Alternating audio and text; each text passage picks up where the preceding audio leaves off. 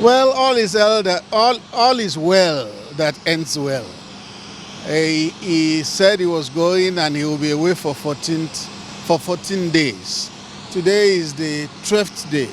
So the fact that he came about 48 hours earlier shows that all is well with him, physically, spiritually, and we are glad to have him back. So what do Nigerians expect from him going forward?